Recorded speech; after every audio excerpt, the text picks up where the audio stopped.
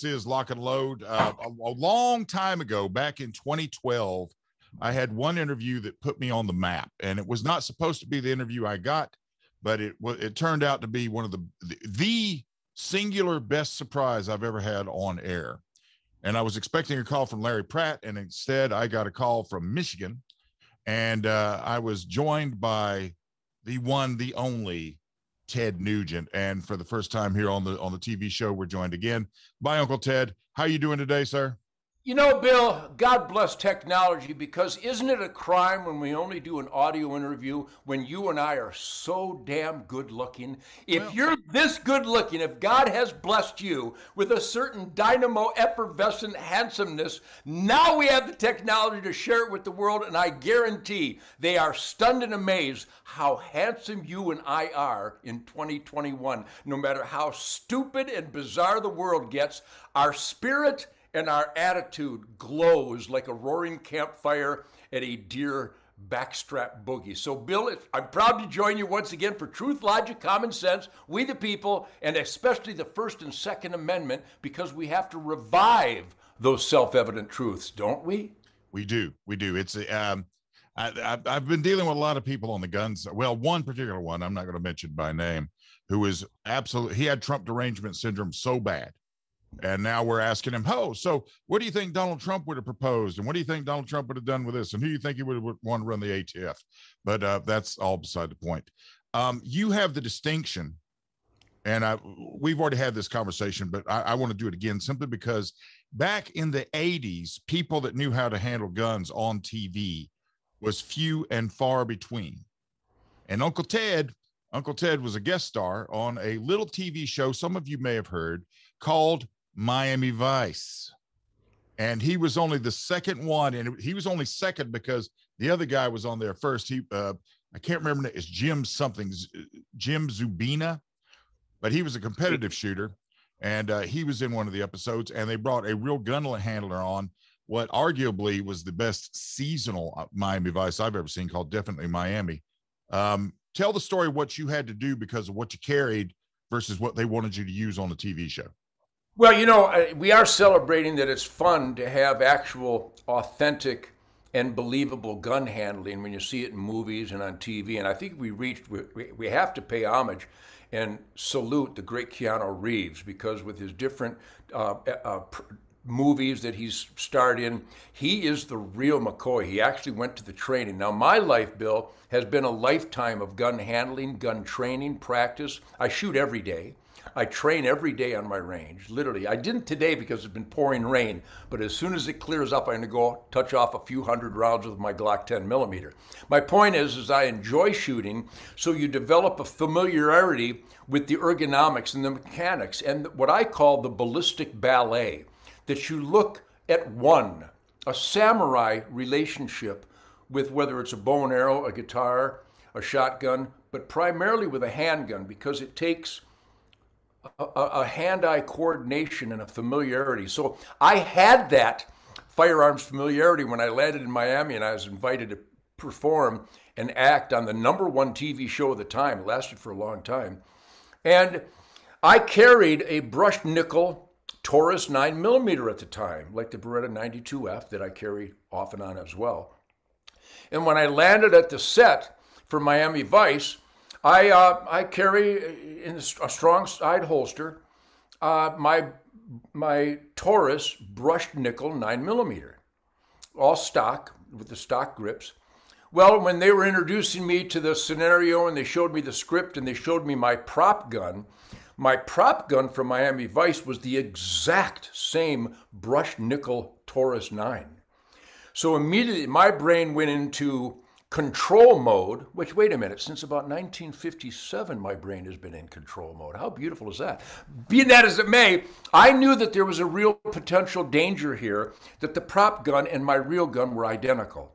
So when I went to my dressing room trailer, each day, I made sure I disassembled that Taurus. I took the slide, I took the barrel, I took the spring, I took the frame, and I put them in my bag, separated. And I kept the spring in my pocket so no one could ever assemble the firearm to function, just in case somebody wandered into my dress room and found the same gun and somehow it got cross-pollinated with the prop gun. Long story short, the ultimate application of that prop gun was at the end scene when the guy I was playing the part of, which takes brilliant acting, by the way, because as I mentioned to you earlier, I'm such a sweetheart. You completely sold that character. That character was sold. I reek of love and kindness and positive spirit. I'm so kind, I'm like Mother Teresa with a Glock and a halo that barely fits through the door. So my point is I was playing the most ridiculous, savage piece of crap in the history of crime. I was a woman-beating, drug trafficking, robbing, drug czar, murdering Porsche barrier, which really took genuine acting to pull that off because I'm such a nice guy. So anyhow, at the final scene, the prop guy comes over with his prop Taurus and he goes, "Have you ever handled a gun?" I said, "Give me the gun." I said, "What rock have you been living under? My name is Ted Nugent. I am a gun." And so I put it in my strong side. The director said, "Can you put it in a way in your funny little suit where you can access it quickly and get a round off?" And I said, "I do it every day," so the answer is affirmative. So my acting moment was, when you come around the sand dune, Ted, I want you to say your line, "Crockett, you got something for me?" And then as fast as you can, I want you to pull out that pistol and shoot 3 times towards Sonny Crockett. And I said, "I can do this." And that's where I happen to carry my gun all the time. And that's how I trained coming out of concealment. So I had the ballistic ballet down pretty good at that point. So we do the scene and they go, "And action." I come around the sand dune and I go, "Crockett, you got something for me?" Bang, bang, bang! Cut, hey, cut. "Ted, not that fast." They made me do it over again because Sonny Crockett was supposed to get a bulletproof briefcase up, which is such a ridiculous thing. But that's the script in a ridiculous Hollywood nonsense. And so I drew the pistol slower on the next take. And then I was up against 2 guys in the sand dunes and Sonny Crockett. But I promise you this, Bill, if it had been the real world, I would have took cover. I would have adapted and overcome, improvised, adapted and overcome. But they did kill me. But if you watch that episode of Definitely Miami, that was a take 1 after the too fast draw. That next take was the one that ended up on the program. And if you look closely, when I died valiantly, when I hit the ground, I kept the prop gun slightly out of the sand in case we had to do it again, and I didn't want it to jam because the prop guns barely function anyhow because of the squib loads they use in them. But you look, and I don't let the Taurus touch the ground because I never want any gun, whether it's a prop gun or a real gun, to get any sand in it. So right. I remember all the details, and it was a lot of fun. Well, you totally sold it. I mean, you outdrew him. You beat him up in the episode once. What I liked about this, because in the entire show run, Crockett never wore socks, and during the entire show that you were on there, you didn't wear a shirt the whole time. You pulled off a jacket with a shirt in a gunfight, outdrawing Sonny Crockett, and the only reason you died was because it was in the script. You know, I thought those guys, I think Don Johnson, I don't think he was a gun guy, but I think he trained efficiently and adequately, so he looked at home with the gun. Right. There's a lot of TV shows where the gun use is just so absurd, so unreal, so anti-real world ballistics and tactics. But when you see guys like Keanu Reeves train diligently like they do, and some of the other shows, certainly Clint Eastwood did a fine job as Dirty Harry, but how can you go wrong with a beautiful Smith & Wesson blued Model 29, 6.5 inch, and the occasional 8 3/8 inch 44 Magnum, genuine gem of handguns. So there are moments in television shows and movies where the guys really do look like they're comfortable and at one and right. at ease and knowledgeable and graceful with the firearm, and then most of the time, not so much. Yeah, but when you made that episode, your level of expertise with a handgun coming in for a TV show was sort of unheard of, wasn't it? This was not normal They didn't have gun wranglers and everything to teach you, and you didn't have to go to gun school for 3-4 weeks prior to the episode. You came in there, and the only reason you sold it is because you knew what you were doing. Well, that's an observation that not only you have shared with me, Bill, but I've heard from thousands and thousands of people. In fact, if I may, I would like to salute and thank all those people on my Facebook that come every day by the hundreds of thousands. Boy, there's some really smart, cocky, intelligent, funny, defiant people on my Facebook, and they've acknowledged that Miami Vice episode. And what you're acknowledging here is that back then they didn't really have any focused, diligent training for handgun handlers or firearms handlers, and that's why they all look so awkward and uncomfortable.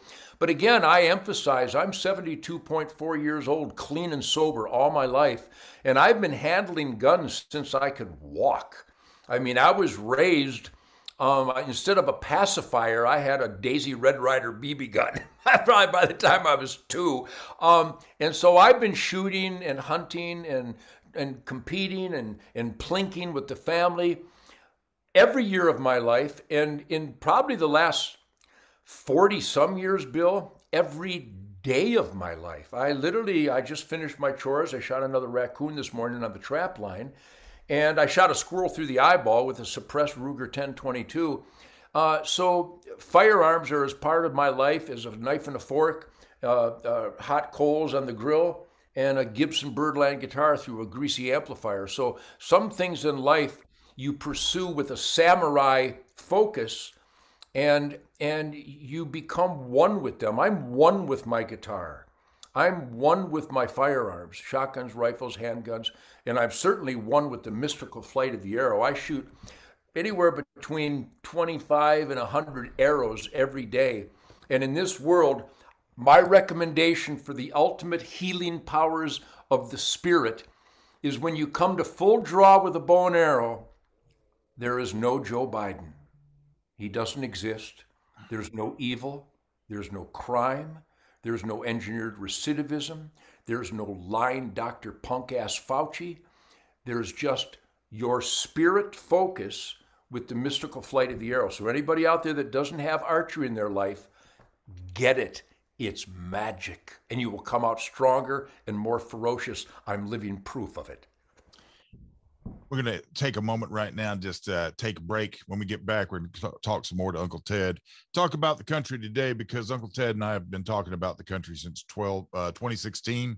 We're both concerned with it. I've always enjoyed his counsel. This is Lock and Load.